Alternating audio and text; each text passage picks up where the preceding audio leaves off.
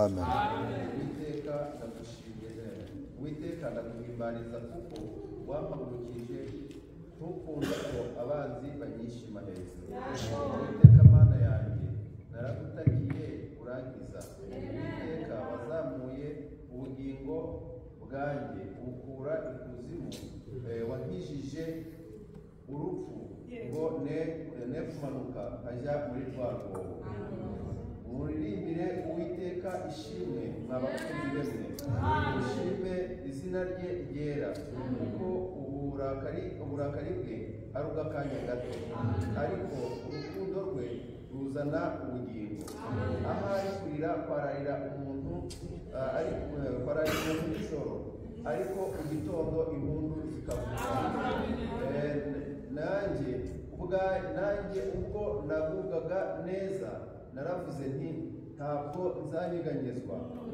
Uwiteka kubw'urukundo rwawe wari ukomeje umusozi wanjye, wampishe mu maso hawe mpagarika umutima. Uwiteka naragutakiye kandi niginze Uwiteka nti amaso yanjye azamara iki nimanuka nkajya muri rwa rwobo? Mbese umukungugu uzaguhimbaza, uzatura umurava wawe. Uwiteka yumva umbabarire, Uwiteka mbera umutabazi, uhindure umuborogo wanjye ibyishimo. Unkenyuruye ibigunira byanjye, unkenyeza ibyishimo, kugira ngo ubwiza bwawe bukuririmbire ishimwe budaceceka. Uwiteka Mana yanjye nzagushima iteka ryose. Amen. Amen.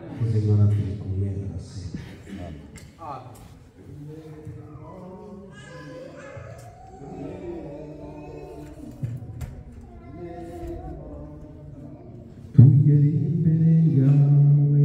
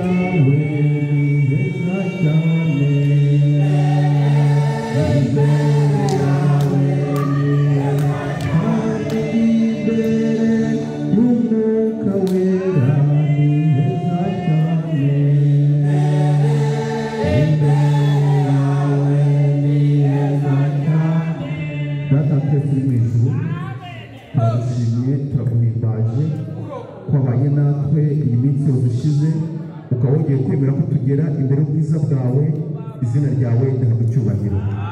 Abenshi twagucumuyeho muri byinshi, Uwiteka turaje ngo ugire utwuhagize amaraso yawe.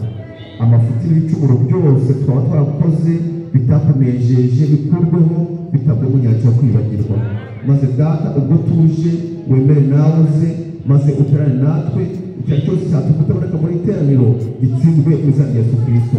Turakwinginze kugira ngo uze udukore mu kirere cy'umubiri, utugere mu kirere cy'umwuka, maze Data ubwo twegereje kuririmbira tukuririmbire turi munsi y'imbaraga zawe.